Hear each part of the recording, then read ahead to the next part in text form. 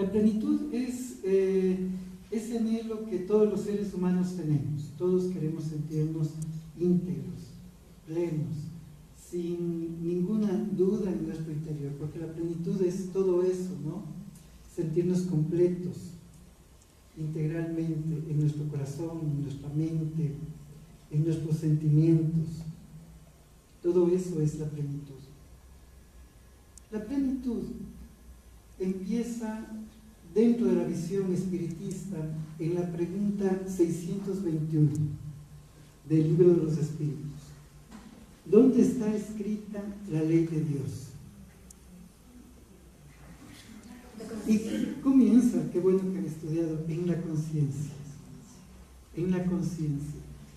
Y es un punto importantísimo el esclarecimiento del Libro de los Espíritus en cuanto a lo que significa la plenitud como tal. ¿Por qué? El primer paso, se podría decir, ya está dado. Porque venimos precargados ya con esa conciencia en la cual ya tiene todo el conocimiento necesario para que nosotros podamos desarrollarnos.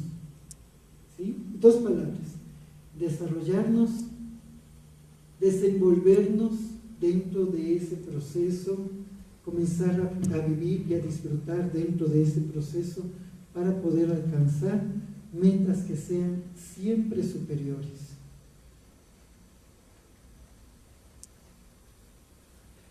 En la siguiente pregunta, dice en la 621A del Libro de los Espíritus: dado que el hombre lleva en su conciencia la ley de Dios, ¿qué necesidad habría de revelársela? Y también topa un tópico que es muy natural en esto. Esa ley divina está dentro de nosotros. En realidad tenemos la claridad para poder saber qué es bueno, qué es malo, qué nos conviene, qué no nos conviene. En realidad todos nosotros sabemos de eso. No existe una persona que pueda decir, yo no estaba, yo hice eso por un absoluto desconocimiento. En el fondo de todos nosotros detectamos las situaciones y sabemos si es que esa situación conviene o no conviene. Incluso somatizamos físicamente, tendemos también a sentir si es que alguna de las cosas que estamos realizando, que estamos emprendiendo, van a funcionar o no van a funcionar. Si transgrede alguna de esas leyes. El hombre la había olvidado o ignorado. Dios quiso que le fuese recordada. El hombre la había olvidado o ignorado. Punto. Siguiente párrafo. Dios quiso que le fuese recordada. Y Allan Kardec hace esta pregunta porque los espíritus se habían dado el trabajo de revelar un sinnúmero de verdades que no eran nuevas, que no son nuevas. Un sinnúmero de verdades que iban a ser importantísimas para el desenvolvimiento de los seres humanos. ¿De acuerdo? Entonces, a través de la codificación espírita, nosotros tenemos ese recordatorio. No es el aprendizaje desde cero, es simplemente un recordatorio de todas las cosas que ya habitan dentro de nosotros. Y eso es algo también importante para comprender, porque si yo entiendo que es un recordatorio, significa que yo ya sé. Pero también indica algo gravísimo. Si yo sé y no lo hago, entonces, ¿cómo se llama eso? Apatía, rebeldía, negligencia. ¿De acuerdo? Porque podemos muchas veces estar dejando para otro momento todo lo que es importante para nuestra propia existencia.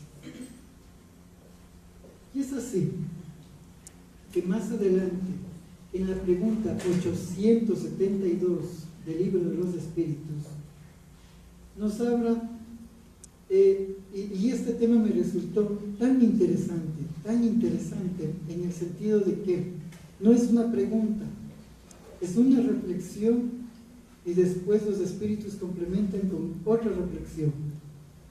Y utilicé la primera reflexión, que sería la de Allan Kardec, y es muy interesante. La cuestión del libre albedrío puede resumirse así: el hombre no es fatalmente conducido al mal. Los actos que realiza no están escritos de antemano. Los crímenes que comete no son el resultado de una sentencia del destino. Y es una primera reflexión que hace Allan Kardec. Es mucho más larga, pero me pareció profundamente interesante. Porque la forma como habla y cómo encara el tema, dice, la cuestión del libre albedrío. Esa situación del libre albedrío. ¿Sí? Esa situación que todos nosotros tenemos implica responsabilidad, exactamente, implica la responsabilidad de todo. Y no es una sentencia.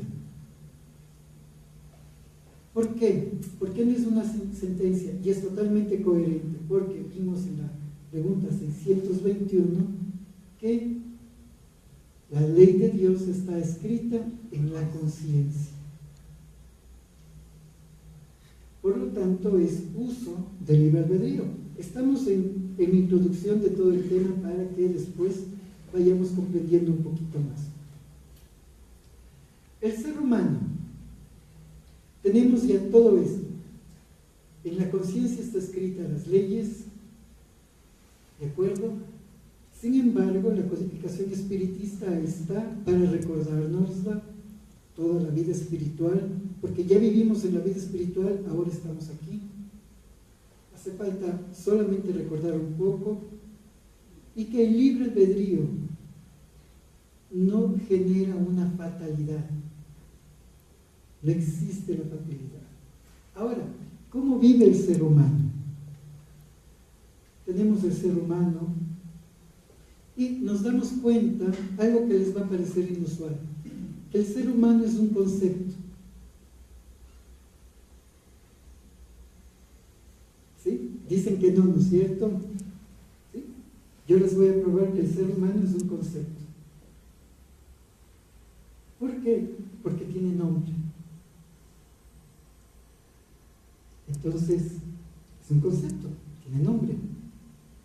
Si es que tiene nombre, entonces yo lo puedo catalogar. Yo puedo decir, a Pepito le gusta comer pollo frito todos los días. Entonces Pepito come pollo frito siempre. Es la característica de Pepito. ¿Y hace algo más Pepito? No, no hace nada más, solamente come pollo frito. Entonces, ¿quién es Pepito?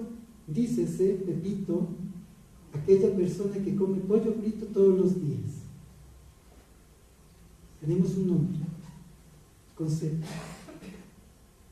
El ser humano tiene gustos que le definen.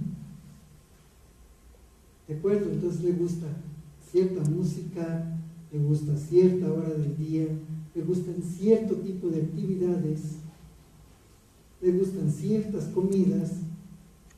Entonces, tiene gustos, se puede definir. También cree en cosas, ¿no? Dentro de esos gustos, por ejemplo, ¿qué es una persona espiritista? Una persona espiritista es quien gusta de la doctrina espírita, la estudia con seriedad, frecuenta el centro espírita, trabaja en el centro espírita en algún tipo de actividad. Espiritista. Y el nombre de uno de los espiritistas, Arcelia. Arcelia es un espiritista. Voy complementando el concepto, ¿no es cierto?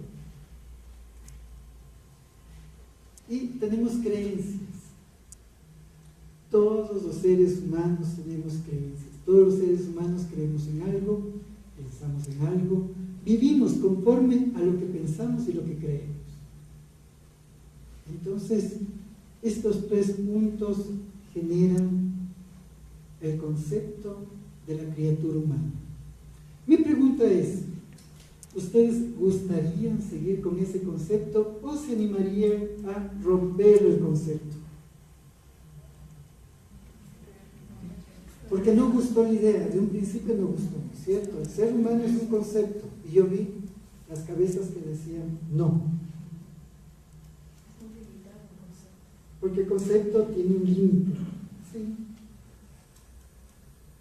Pero hasta aquí hemos visto que el estándar de seres humanos vive en base al concepto.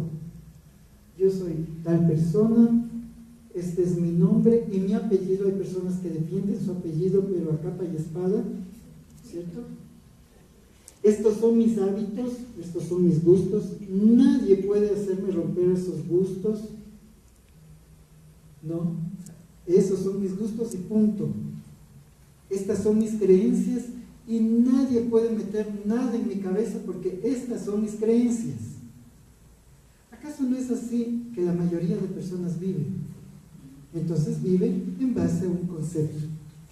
Lo importante es salir de ese concepto para comenzar a sublimar al ser humano, para que sea algo más grande, para que sea algo más completo, para que en realidad pueda ser una persona espiritual, una persona que vive dentro de este triángulo.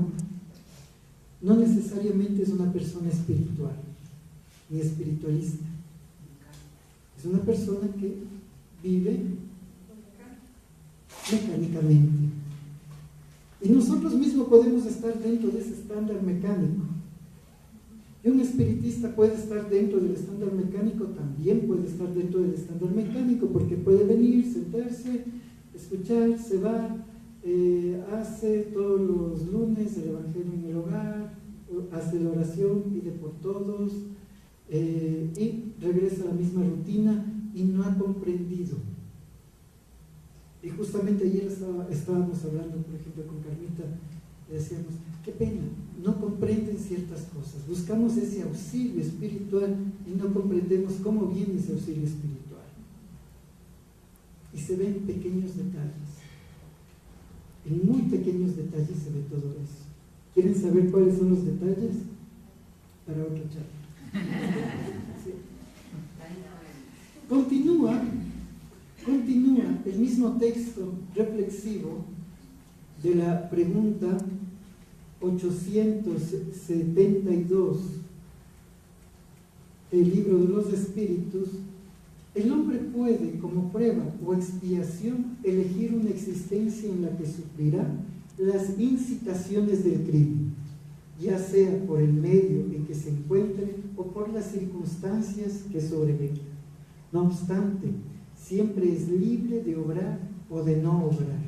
Así pues, el libre albedrío existe en el estado de espíritu, en la elección de la existencia y de las pruebas, y en el estado corporal, en la facultad de ceder o resistir a las incitaciones a que nos hemos sometido voluntariamente.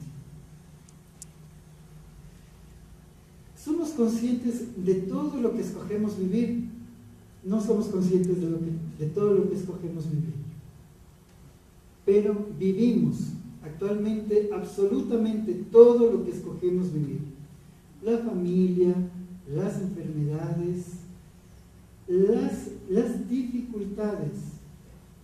Nosotros nos encargamos de darle un poquito más ponerle un poquito de sal y pimienta, ¿no?, al asunto y agravarlo más.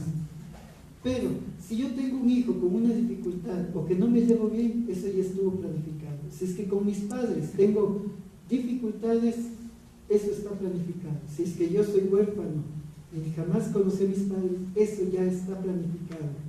Si es que yo tengo o presento una enfermedad, eso está planificado. ¿Por qué nosotros acostumbramos a ver con tanto miedo las circunstancias que se nos vienen encima. ¿Sí? Y es normal también, todos nosotros tenemos miedo. Pero sobre todo lo que tenemos es inseguridad. Porque la inseguridad es lo que nos hace tener los terrores más grandes que nosotros poseemos. Gracias a la inseguridad metemos de manera maratónica la pata. Nos equivocamos de manera maratónica por nuestra inseguridad. Si estoy con algún problema de salud, pienso que jamás me voy a recuperar. Si es que tengo una lesión que se me diga que es permanente, tampoco no tengo el sentido de decir voy a mejorar, aunque vemos testimonios de mucha gente que mejora. Si no tengo trabajo, me quedo en mi mente de que se acabó. Si soy quinceañero y me bota la novia, ya no voy a encontrar otra más. Se acaba el mundo, exactamente. Y absolutamente todo eso. Pero es porque existe la inseguridad de no comprender que todo lo que estamos viviendo fue planificado por nosotros mismos. Si nosotros comprendemos eso, empezamos a salir fuera del concepto de lo que es el ser humano y emprendemos el camino hacia la plenitud. Si no salimos de todo eso, seguimos viviendo de una manera estándar, donde me sigo atemorizando absolutamente por todo. Entonces sigo conservando mi nombre, que es muy noble, mis creencias, que son inamovibles, y mis gustos, porque jamás voy a poder experimentar algo nuevo. Por lo tanto, vivimos una vida sin vida, y por lo tanto también sin plenitud. Para tener plenitud necesitamos de autoestima. Ahora, ¿cómo podemos enfocar la autoestima? ¿Alguien tendría aquí acaso una definición de autoestima? ¿Es la capacidad de sobreponerse a cualquier situación? No. Es el autoamor. Es el autoamor.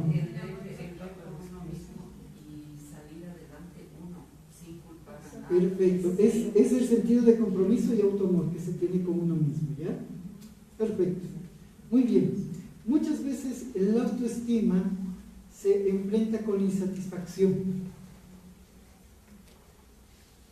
Vamos a enfrentarnos primero con lo negativo, ¿de acuerdo? Para después dar una solución a todo eso. Mi autoestima se ve afectada porque yo no me siento satisfecho. No me cuadra absolutamente nada.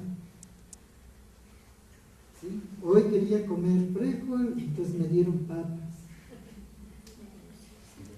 ¿Sí?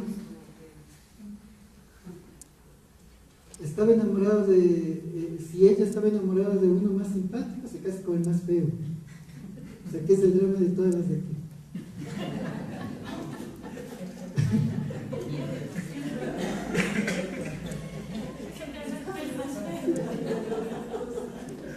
Sí, a ella le encantó. Le encantó.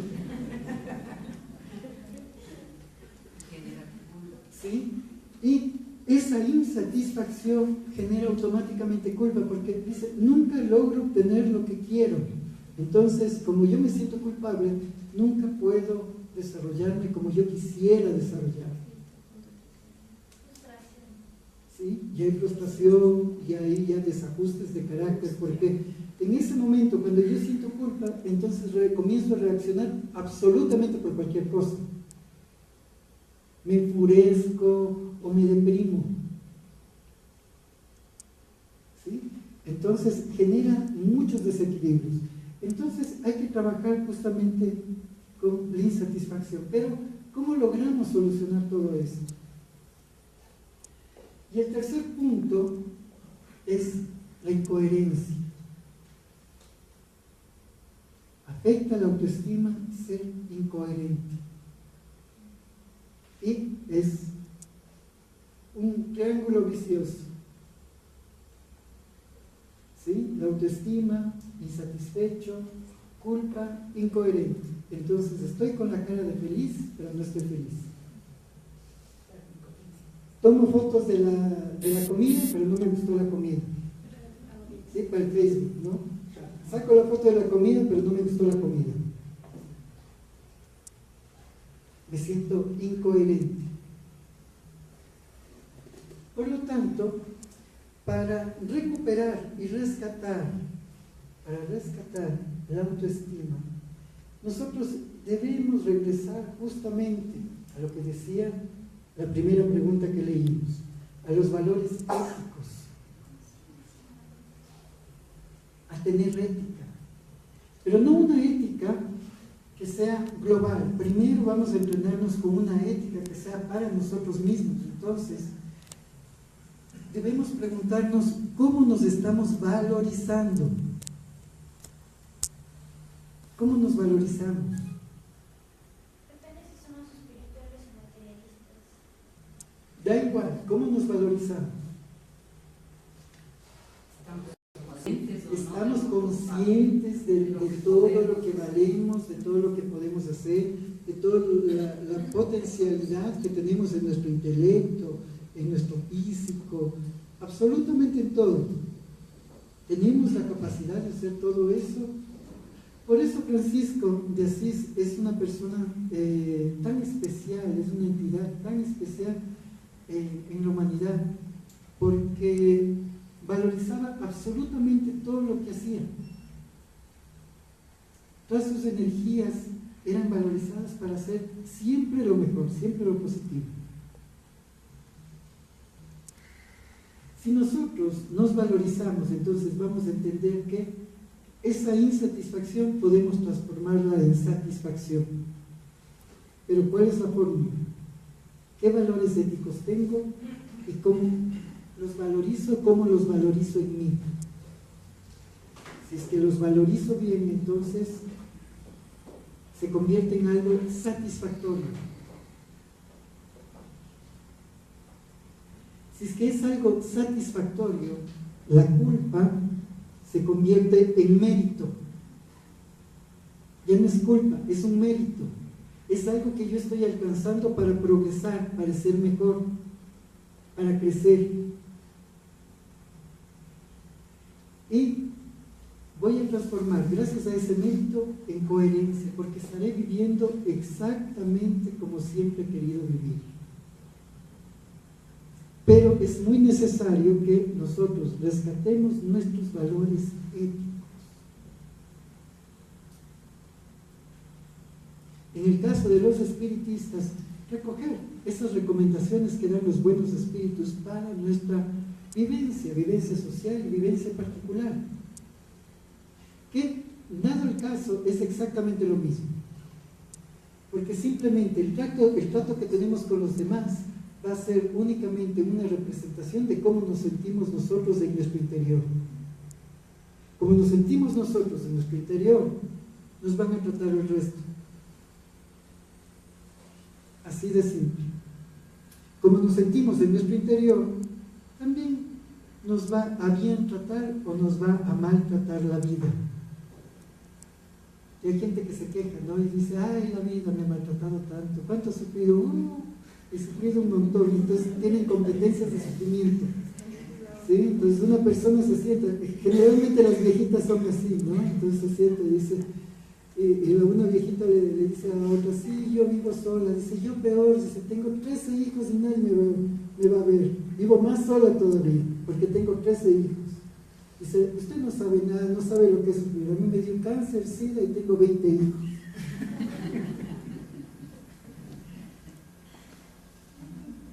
¿De acuerdo? Porque hay competencia de dolor, justamente. Y la vida nos brinda lo que nosotros tenemos en nuestro interior. Las demás personas nos tratan como nosotros somos en nuestro interior, y las situaciones serán todas de esa manera. Por lo tanto, la clave, valores éticos y cómo nos valorizamos. Si algo no está saliendo bien en nuestra vida, tenemos que regresar, observar qué parte de la ética perdí cuando yo estaba haciendo esto. Y Y segundo, ¿qué tanto me valoricé cuando estoy haciendo esto? Si es que yo resuelvo esto, entonces voy a convertirme en una persona coherente porque hablaré de lo que siento realmente y haré. Me voy a sentir satisfecho porque voy a tener méritos. Y una persona que tiene méritos es una persona que alcanza la felicidad. Es fundamental. Continuando con el mismo texto, dice: compete a la educación combatir esas malas tendencias y lo hará con provecho cuando se base en el estudio profundo de la naturaleza moral del hombre, mediante el conocimiento de las leyes que rigen a esa naturaleza moral. Se llegará a modificarla, así como se modifica la inteligencia mediante la instrucción y el temperamento mediante la higiene. Qué interesante, ¿no? La forma como utiliza las palabras es lo que más me gusta. Mediante el conocimiento de las leyes que rigen a esa naturaleza moral, se llegará a modificarla. Esas leyes que tenemos dentro de nosotros, al reestudiarlas, al recordarlas, entonces significa que hay una modificación dentro de nosotros. Segundo, así como se modifica la inteligencia mediante la instrucción.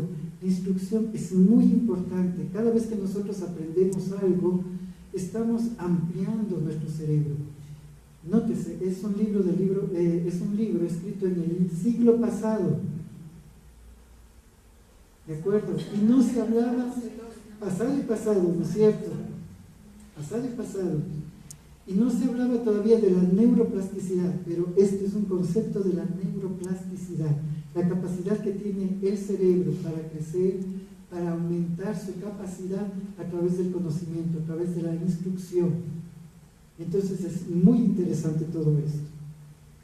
Y el temperamento mediante la higiene, y allí me quedé pensando un buen rato, el temperamento mediante la higiene. ¿Cómo?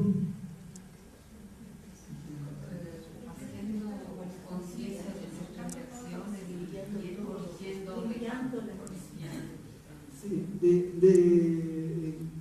me acuerdo que algunas mamás, las más antiguas, decían, cuando se hablaban malas palabras, que te van a lavar la boca con jabón, ¿no? Sí. Entonces, la higiene es justamente sacar toda esa suciedad, toda esa basura, para generar un temperamento nuevo. Entonces, tenemos un conocimiento interno, un conocimiento externo que viene con instrucción y la modificación del temperamento, actuar e higienizar nuestro temperamento. Porque podemos tener una muy buena inteligencia, podemos tener una muy buena instrucción y podemos tener un temperamento fatal. Y ese temperamento no hace que no caigas bien ni con paracaídas. Porque tienes un mal temperamento, entonces a todo el mundo le caes mal. Las tres cosas al mismo tiempo, entonces también es un paso para la plenitud. ¿Sí? Entender que yo tengo un conocimiento dentro de mí, que he planificado todo lo que estoy viviendo, he planificado. Por lo tanto, no debo quedarme en el... ¿Qué es lo peor que le puede pasar a una persona?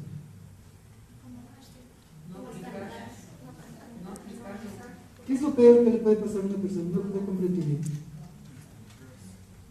Acomodarse en una situación que no de progreso. Ya, estancarse, ¿no? Otra cosa Entrar en más. estados de depresión. Ya, que sería estancamiento mismo, ¿no es cierto? Más o menos. Ya. Afortunadamente nadie dijo morirse, ¿no?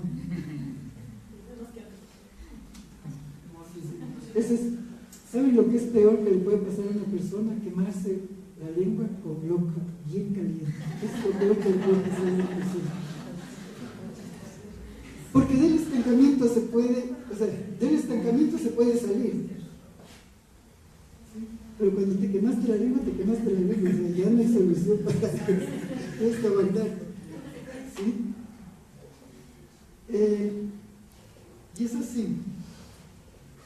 No existe algo que sea en realidad catastrófico. Inclusive, si es que alguien se enfrenta a la muerte, ¿qué más le puede pasar? ¿Qué más le puede pasar? No le puede pasar nada más. Entonces debemos empezar también a enfrentar todos los conocimientos con coherencia para cada uno de nosotros y comprender estos 3 puntos que están aquí en el libro de los Espíritus. Sin embargo, hay más cosas. La educación. La educación es fundamental para todos nosotros. La educación formal y la educación que nosotros tenemos en el alma. Y lo hemos hablado muchas veces, ¿no? Que es algo fundamental. Porque gracias a la educación tenemos la posibilidad de comprender, de expandir, de abrir nuestra mente a distintas y nuevas posibilidades para el progreso. Y si comprendemos que tenemos mayores posibilidades para reencontrarnos con la felicidad, entonces somos unas personas que están caminando nuevamente a la plenitud. Si nosotros no concebimos, todavía nos hacemos problemas por pequeñas cosas que nos ocurren en la vida, entonces no estamos caminando a la plenitud, estamos estancados. Porque nos mantenemos indispuestos por pequeñas situaciones que nos ocurren. No hay cambio. No hay cambio. Y significa que la educación que estoy recibiendo, o yo no la estoy asimilando, o esa educación no es buena. No me está dando resultado.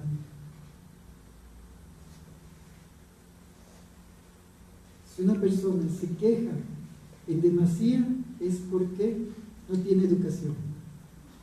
Le falta educación. No siempre, ¿no? Entonces puede tener la educación, sin embargo, no con el práctico. No funciona. Es que no tiene educación. ¿Sí? Él tiene información, pero no está educado. El ejercicio de educación es algo distinto, ¿no? Porque es el ejercicio de aprender, de conocer, de ponerlo en práctica. Y es integral, o sea, se pretende que sea integral, no Es necesario no solo una visión. que sea integral todo esto, claro que sí. El segundo punto es muy valioso, es el conocimiento moral de sí mismo. Nosotros hemos hecho alguna vez este ejercicio nosotros sabemos el conocimiento moral que tenemos dentro de nosotros mismos, entendemos las capacidades morales que tenemos dentro de nosotros mismos.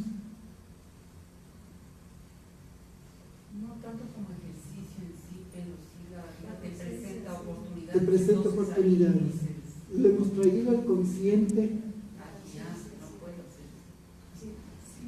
No, No. no, porque no me has demostrado. Pero es una autodemostración.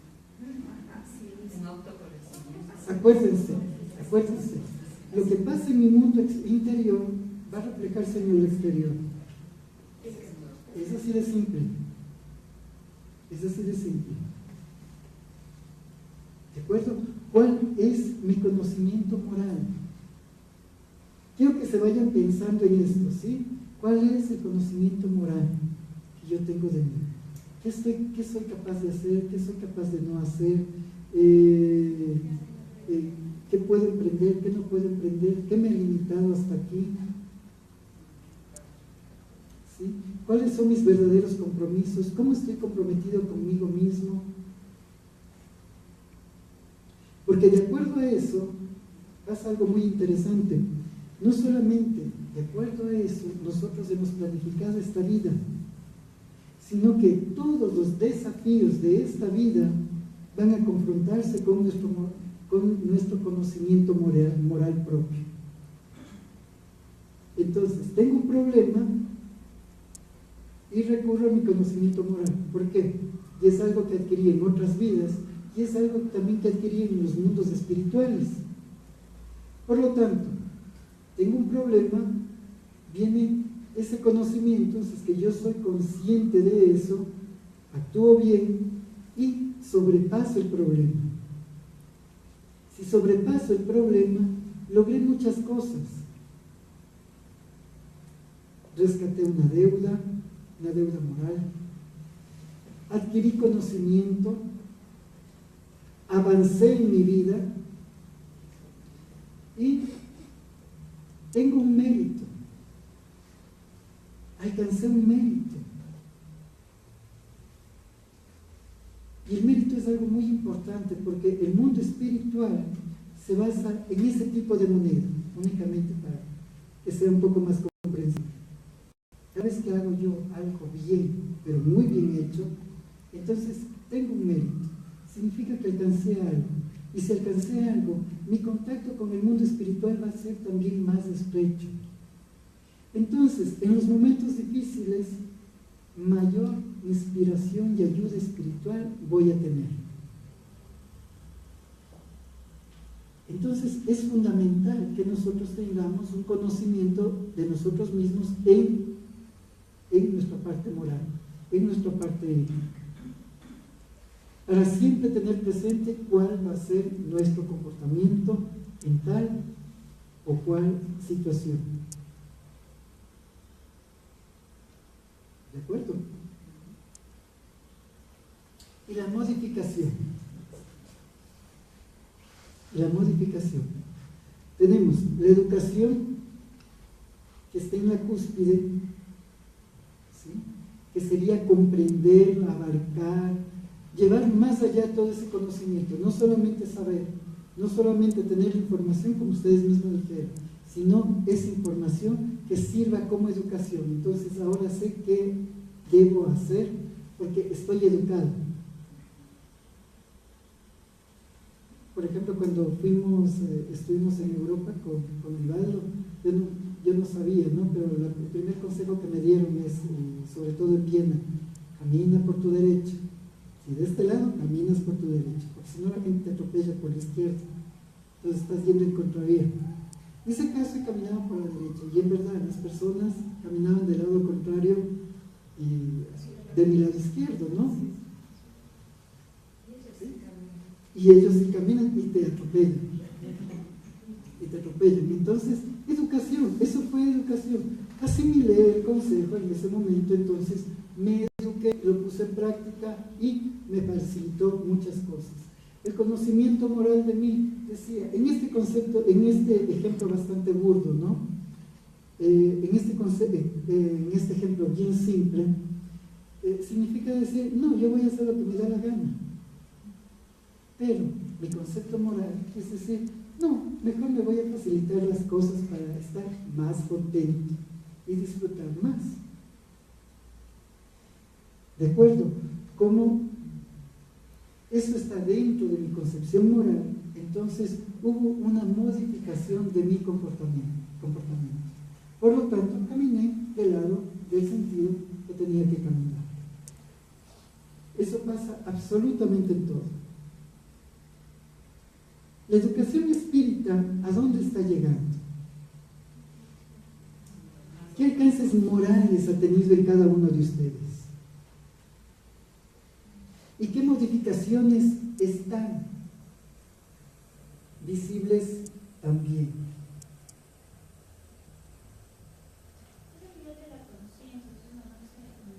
Es un avance, pero hay un avance muy interesante y podemos decir, una persona avanza y puede mirarse a sí misma y decir, sí, ahora soy menos colérico. ¿Ok? Logró.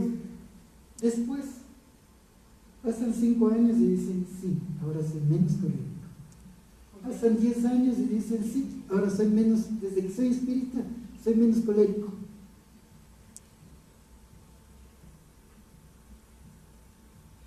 La resolución íntima de autoobservación y de mirarse que si ha habido modificaciones internas, también debe estar acompañado con actos que sean coherentes a esas modificaciones internas. Porque si no, no hay coherencia. Si es que manejo un auto y soy una persona angelical en el centro espírita, saludador, saluda a todo el mundo, pero al momento que me siento en el carro, me da ganas de atropellar a todo el mundo, ¿sí? Pero solamente cuando estoy en el carro. Me bajo del carro y otra vez soy amor y paz. ¿De acuerdo? Significa que no hay coherencia. Por lo tanto, esa modificación está de alguna manera interiorizada, pero no es coherente. Todavía no hay una modificación. Todas las modificaciones se observan, son evidentes.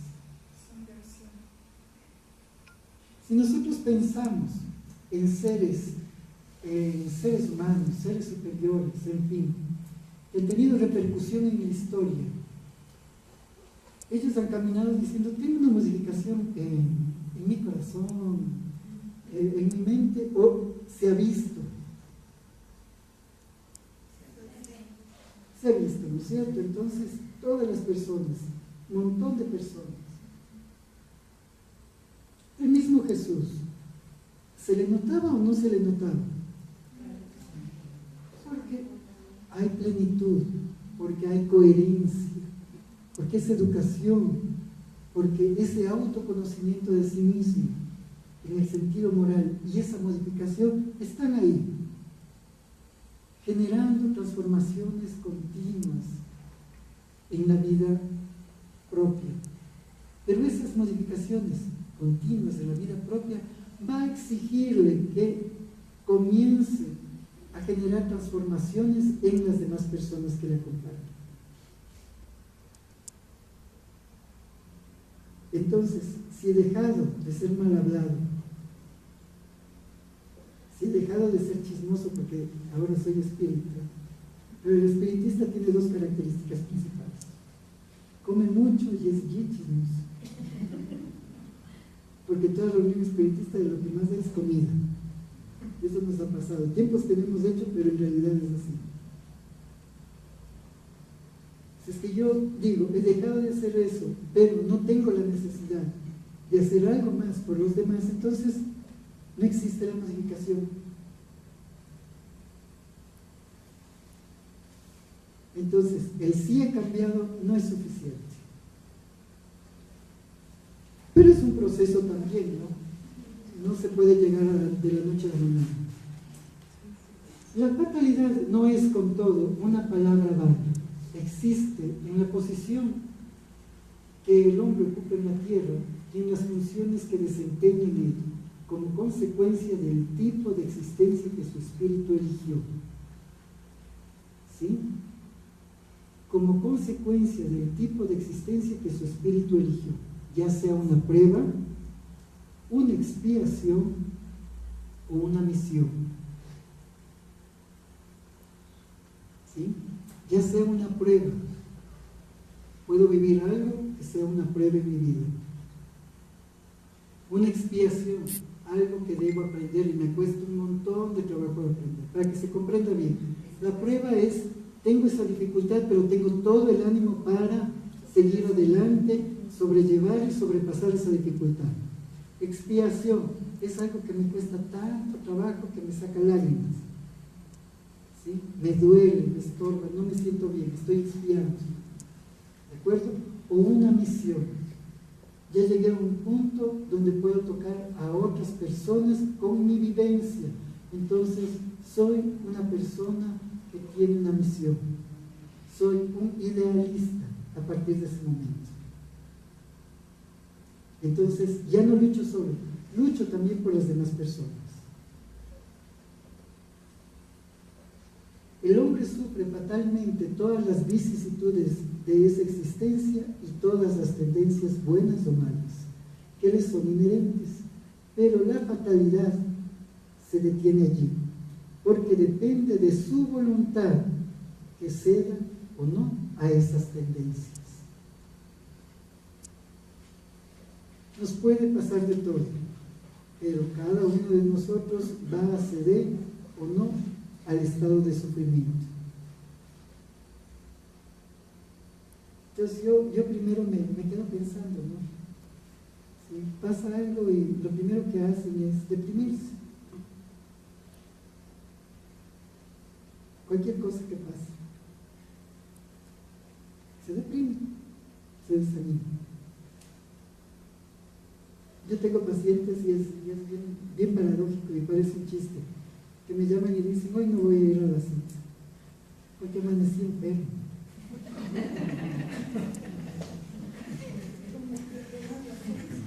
Ahí yo tengo que repetir, ¿no? Fuera de la caridad no existe salvación, fuera de la caridad no existe salvación. Pero tengo pacientes así. Oye, amanecí enfermo, entonces no voy a ir a la cita. Entonces, ¿para qué vino antes, no? De acuerdo. Pero es más o menos eso. Cada uno de nosotros. Y el ser estudiantes de ese proceso de plenitud, que tampoco no es fácil de encontrarlo, de adquirirlo. Nosotros mismos caemos en un letargo al deprimirnos, al dejar de asistir. ¿Dónde? Todos nosotros vamos a encontrar confort, conocimiento y ayuda.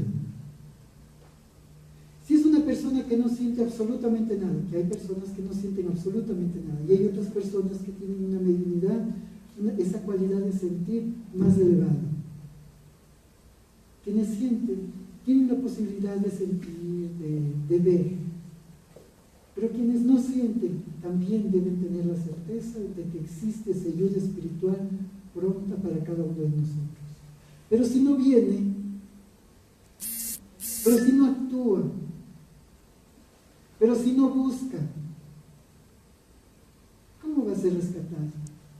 ¿Cómo va a ser ayudado? Si no pide auxilio,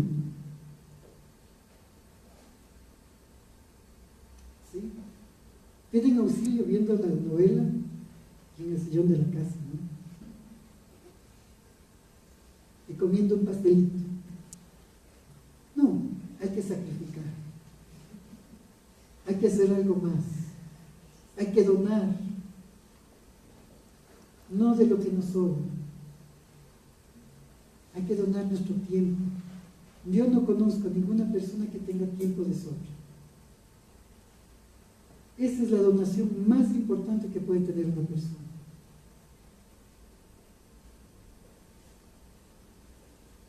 Sin embargo, es tan difícil, ¿no?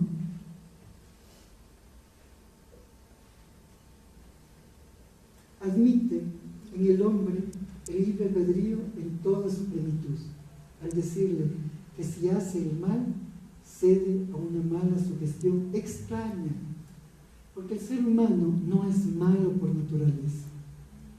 Todo acto de maldad es una sugestión extraña, por eso el malo se deforma físicamente, emocionalmente, psíquicamente. Toda persona que obra mal se deforma. Y lo que voy a decir puede parecer cruel.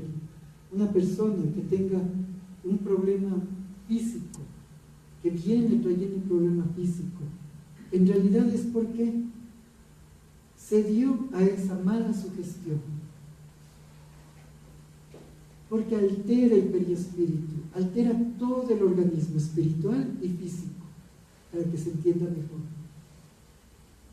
Y viene con esas distonías, y viene con todos esos embates, y viene con toda esa problemática. Problemática que podemos estar incubando hoy, por nuestra comodidad, por tantas cosas. Le deja la responsabilidad completa al ser humano, a todos nosotros, puesto que reconoce en él el poder de resistir. No la cualidad, no las ganas. ¿Qué palabra utilizó? El poder. ¿Y qué significa tener poder? Fuerza, ¿no es cierto? Una fuerza especial. No es cualquier fuerza, es una fuerza especial. Casi sobrenatural. Tiene poderes.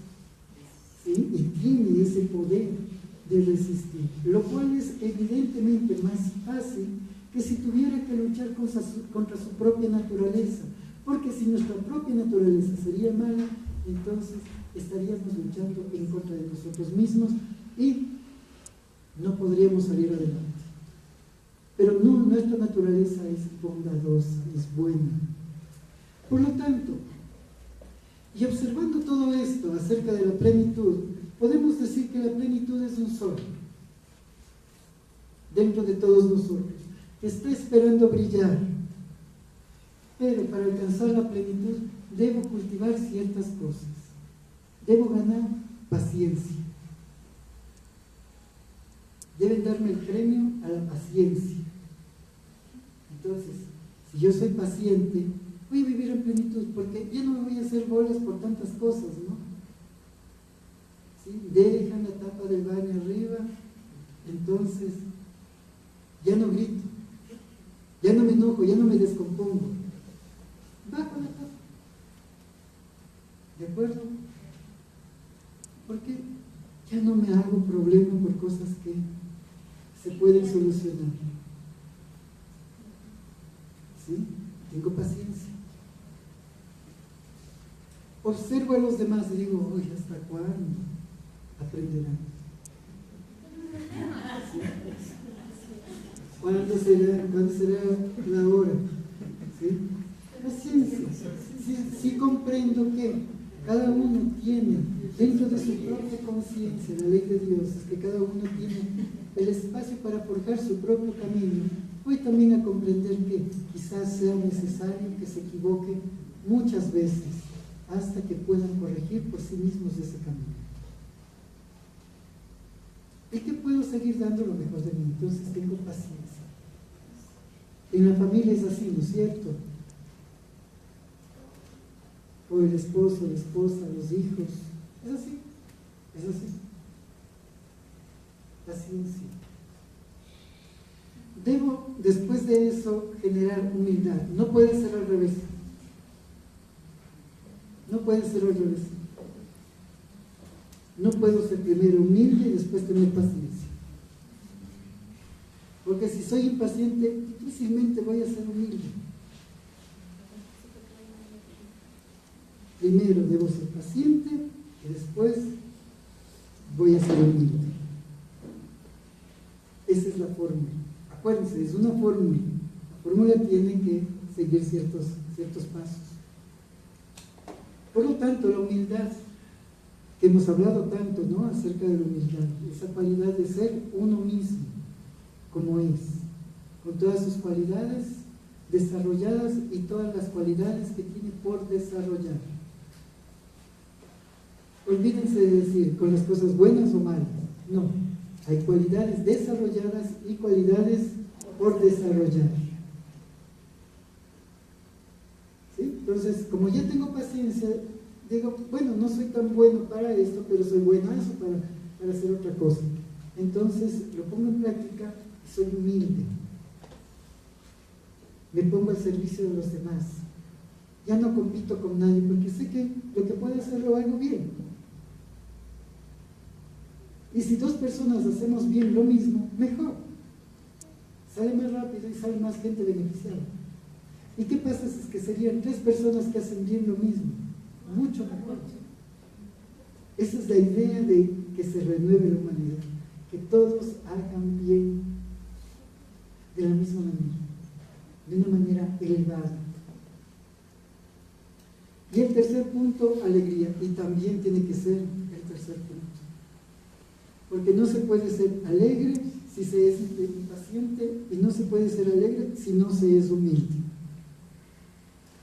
Porque si no soy humilde, todo me va a afectar. La mala mirada, el mal gesto, la palabra inoportuna, y todos tenemos esas palabras, ¿no? ¿Sí? Si no soy paciente, entonces también todo me va a afectar.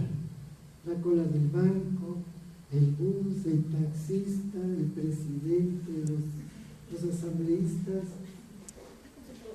todo, el smog, los rayos UV, que hace mucho calor, todo me afecta, porque no he desarrollado ninguna de las dos. Entonces, primer paso, paciencia, para desarrollar la plenitud. Segundo paso, humildad. Y el tercer paso, la alegría. La alegría es esa condición donde el ser humano es capaz de sonreír aunque la dificultad sea grande, que tiene la capacidad de resiliencia, de sobreponerse cuando se siente mal, que tiene la capacidad de inspirar aunque no se sienta bien. Porque no se trata de fingir, se trata de ser alegre, se trata de ser agradecido. Y la alegría es eso, ¿no? La alegría también tiene muchísimo que ver con el agradecimiento. Una persona alegre tiene la amplitud en su vida para aceptar nuevos retos,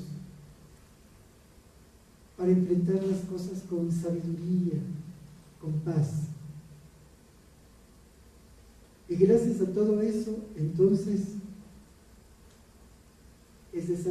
alcanza la plenitud. Por lo tanto, la plenitud en el ser humano es un hecho.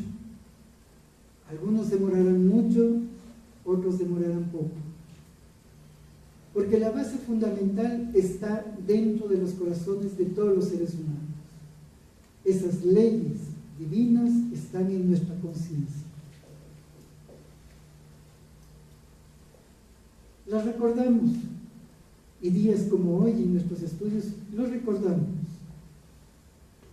Pero también vale la pena recordar que de ese balance moral que hablamos en un determinado momento, que debemos hacernos a nosotros mismos, tenemos la vida que hoy ostentamos. Pero podemos modificarlo, y para eso debemos ser verdaderos estudiantes, que den fe de lo que están estudiando, para que tengan no solamente modificaciones internas, sino que esa modificación se puede exteriorizar y puede inspirar a los demás. Porque la verdadera plenitud se alcanza con paciencia, con humildad y con mucha alegría. Porque si no existe la alegría, tampoco no existe el motivo para luchar. Johanna de Angelis, en el libro Vida Feliz, dice: una conciencia tranquila que no trae remordimientos de actos pasados ni tiene acciones futuras, genera armonía. Y es fundamental todo esto. Estamos nosotros trabajando para después de esta vida, hay que vivir el ahora, sí, pero este ahora va a generar una vida futura, con consecuencias. Nuestros actos van acorde con esa felicidad que en realidad anhelamos tener o no.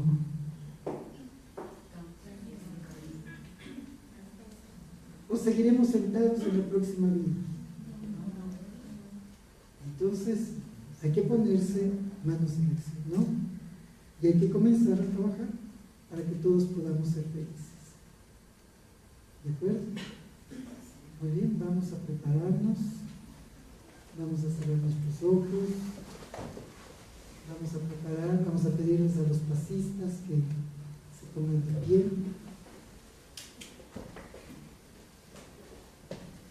Agradecemos a nuestros amigos que nos acompañaron por YouTube, por Facebook. Les agradecemos por estar con nosotros. Muchas gracias.